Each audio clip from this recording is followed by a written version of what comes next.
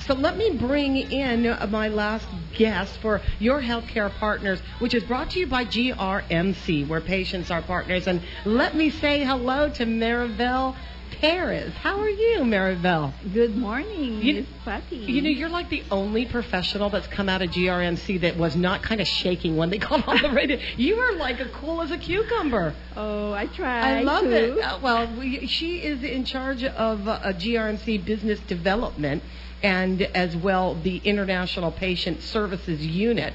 And so you have a full plate. Yeah, I do multitasking. I bet you do. I wear several hats. Tell me about the business development managing. What does that entail? Okay. Even before GRMC was up, meaning 2 years before the building was constructed, I was part of a handful of staff. We're only 5, and we're supposed to introduce GRMC and the medical city to the community of Guam. So we started with networking and building relationships with different sectors, partners like clinics, doctors, insurance companies, and the community as well. So part of my business development hat then was to really take part in a lot of community programs with the public health and also engage the insurance companies in involving ourselves, GRMC and Medical City.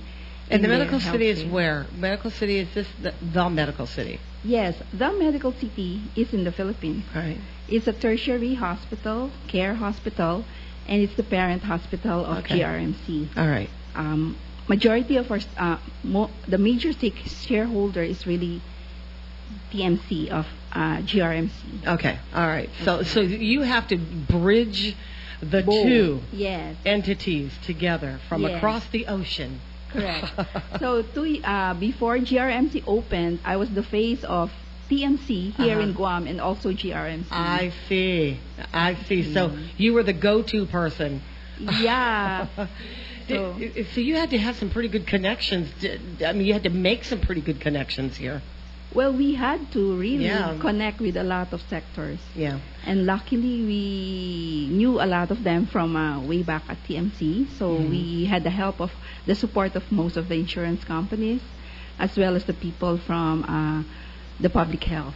So I could see at the very beginning when GRMC was establishing itself as an institution here, that you had to have some kind of plan for the revenue stream and to keep the operation going. And but now that you're into it, the machine is oiled and it's running. Are you always in constant pursuit of the next best business idea to keep the hospital going? Well, basically now the business development department has grown. Yeah. So we have the corporate affairs director who does the analytics of the business, and my hat now is really more focused on international patient services. Okay. Meaning the off-island transfers of patients coming to GRMC and going to other facilities for higher level of care. Let's talk about that. Going to other places for high level of care. Where are we talking about?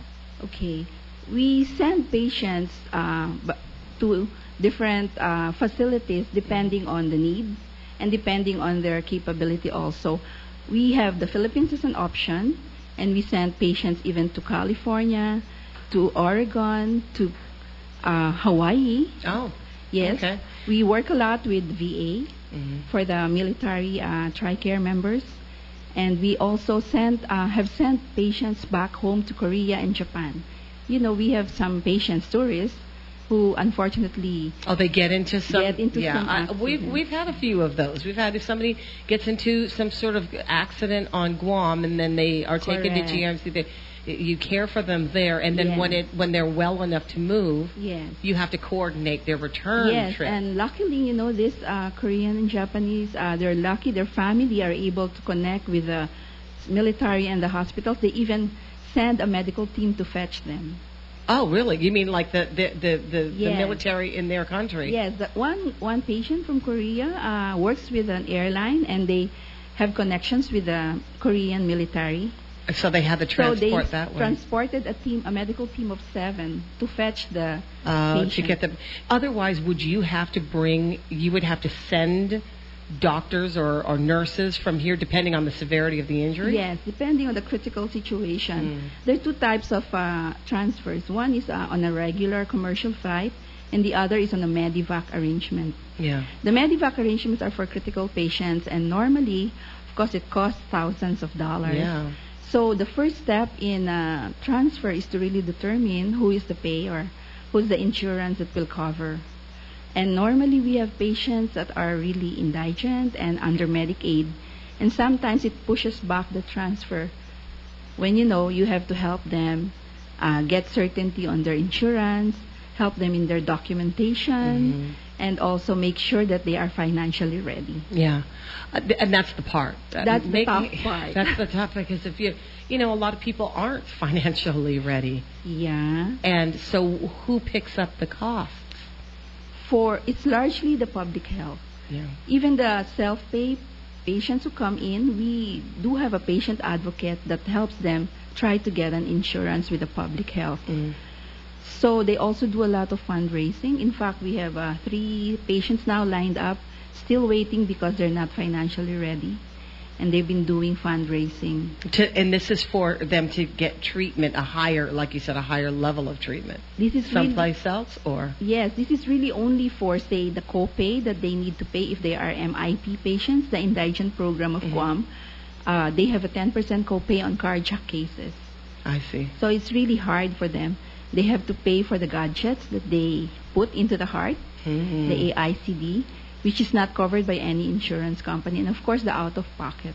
Yeah. But largely the hospitalization and the doctor's fees are covered by some form of insurance. Some form. Even if it's an MIP, under MIP. Yes. Yeah, and then like you said, people take the responsibility and also do some fundraising. Correct. This is a big issue, though. This part of your job is. It is. Because we live where we live, Yeah. and sometimes we have to travel for further care. Correct. Yeah, it's the help that has to accompany the patient. Is that where the largest expense is? Is it that you have to send somebody with that somebody to attend to the patient while they're in transit? Yes, actually, the nurse escorts, when needed, really are covered by the payer as well. But normally the family has to cover it if the payer does not pay for the nurse. But in the end, we still have to provide a nurse. Yeah, you won't send them without an escort. Yes, if they need that during the transport. How often do you send patients, or how often is there transit between patients? Okay, on the average, we average about 5 patients a week, sending them off. But the work that goes with 5 patients a week really takes a lot of, say, 2 to 3 weeks preparation. Yeah. Yes. So the paperwork is sometimes harder than the actual. And getting the hospital to accept the patient is also another one. The sending back and forth of the medical records, and also the doctor-to-doctor endorsement. There's a lot that goes into it. Yes. Yeah. In fact, the payers, the private insurance, would prefer Philippines also because of they can stretch their dollars there. And in the Philippines, we have a home advantage because we're able to upload documents to the medical city fast in our common portal, and our doctors are able to talk right away. Yeah. And so the preferred destination would be Manila. Yes, for most of them. Most of them have relatives there. But it's really, at the end, patient's choice. So those who have relatives in the U.S., we also try to accommodate where they want to go. Yeah.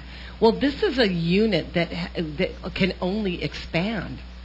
Yeah. Right? Because the service is only going to be more need. Yes. In fact, for instance, in Saipan, where the vision for GRMC is to be the hub of healthcare services in the Micronesia. And we have quite a big volume of patients coming from Saipan, both as outpatient and inpatient, hospital-to-hospital transfer. So for that, we I have a staff who practically does all of Saipan patients. Okay. So you're not taking on all of the work by yourself. Well, hopefully as we grow, we will be able to get in more staff support. Yeah. I noticed in your bio here that you have a BS in zoology. Yes. Okay, now you need to explain how that led to where you are now. Okay. My mom wanted me to be a doctor. Yeah. So I took up zoology. Unfortunately, I got sidetracked and I got married. And then did you say fortunately or unfortunately? Sorry about that. Okay. And I got into government work and I started doing my public administration work. Okay. And I ended up being a consultant for leadership and management courses in the premier university in the Philippines, Ateneo University. Yeah. And I do teach a lot of Franklin Covey courses. Right. So that I am in the healthcare business, my zoology is helping me out. How is it? How does that help? Just terminology. I can understand the doctor's notes. I can explain it in layman's language. They're not Greek to me. Yeah. So it's like my anatomy is working. Yeah. I understand the diseases and the clinical side. And it's good when I discuss with the doctors what's the plan for the patient. Yeah. And when I talk to admitting doctors in different hospitals, I can at least manage to talk their language. That is amazing because I never really thought about it. For folks that are working in the administration side of a hospital, you have to have maybe some basic medicine knowledge of medicine, right? Correct. Wow. Well, you had a leg up on it because you have zoology. What would you have been doing if not? You would have been a vet or something? Well, I would have been maybe a doctor, but maybe more of a psychology. Okay. All right. Well, Okay. then when you left the Philippines, was it because you were trying to make this relationship work between GRMC and the medical city? Was that primarily why you had to go? Actually, we came here because we were petitioned by my husband's relatives. But honestly, I knew the owners of TMC way back in the Philippines. I see. And when they met me here, they wanted me to help them in the business. Okay. So there, my public administration and my community relations also worked for me. Yeah. So I had to network with a lot of entities by introducing two companies, the Medical City and the Guam Regional Medical City. That was when all the groundwork was being made. We remember all of that. And also, of course, with all the we have to network with the legislators. Yeah. We have to network with the advocacy groups and all of that. Yeah. It was exciting. It was. Well, that's right up your alley. Yeah. You have the personality for it. Well, her name is Maribel Perez, and if you ever find yourself in the situation, this is the lady to go see for international patient services. You know a lot of the paperwork so well now you can do it with your eyes closed, I bet. Well, yeah. That's too much to ask. Okay. Maribel, it's so nice to meet you. It's so easy to talk to. Thank you so much for educating me on that. I didn't know that part of the GRMC functions. Okay, thank you also for giving the International Patient Department a chance to explain what we're doing. I like that, to explain, and you were good at it, too. Thank you, Maribel Perez. Your Health Care Partners is brought to you by GRMC, where patients are partners.